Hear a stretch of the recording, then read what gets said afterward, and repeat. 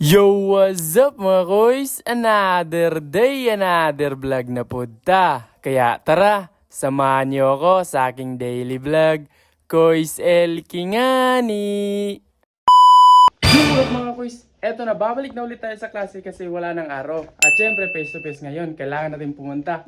Ano, tara?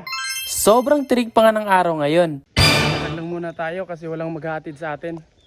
Doon sa taas doon. Wala kasing mga gas yung mga motor ng tita at tito ko. Kaya ayun, magpapatid tayo doon sa mga may sidecar at motor doon sa Robaw.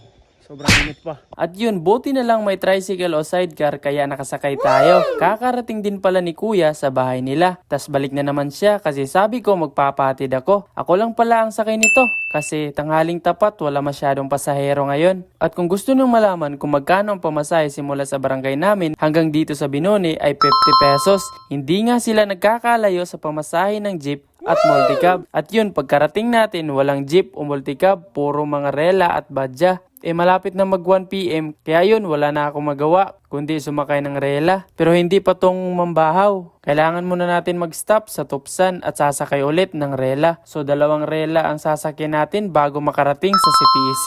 At yun, pagkarating natin nagchat si sir, online class na lang raw kami. Kasi nalilito siya sa mga chat ng mga classmate ko. Yung iba umuwi na, yung iba nagstay pa sa campus at tayo nakakarating pa lang. Eto yung online class na nasa loob ng campus. Aray ko. Yung iba kong mga classmate andun no, nagtipon-tipon. Wala pa naman kaming next subject kaya ayun, pumunta muna kami sa canteen para mag-shoot ng activity na pinapagawa ni ma'am. Eto nga pala ay tungkol sa zero waste management documentation kung baga at kailangan namin tong i-post. Balik tayo, pagkatapos naming mag-shoot ay uuwi na kami. Pero huminto muna kami sa sentro kasi yung kaibigan ko ay bibili raw siya ng feeds para sa kanyang mga alagang manok. Sabi kasi niya sobrang mahal kasi ng feeds ng manok dun sa kanila. Kaya dito na lang siya bibili. At pagkatapos dito muna tayo sa street foods. Bibili lang tayo ng fishball bago umuwi. At sabi pa nga ni ate baka ma-Facebook raw siya. Tinanong ko kasi siya kung pwede lang ba mag-video ako para sa vlog ko.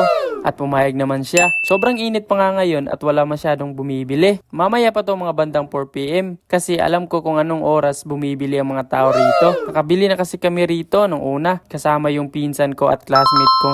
Sobrang dami pa nga nila ditong sauce, may suka at gravy pa. Bumili na rin ako ng juice at syempre binigyan ko rin yung kaibigan ko ng fishball. At yun, pupunta na tayo sa terminal. Pero bago yun, shoutout muna sa inyo. Tignan nyo na lang yung mga pangalan nyo sa screen. At maraming salamat sa panonood ng mga video ko. At yun lang mga kuys for today's video.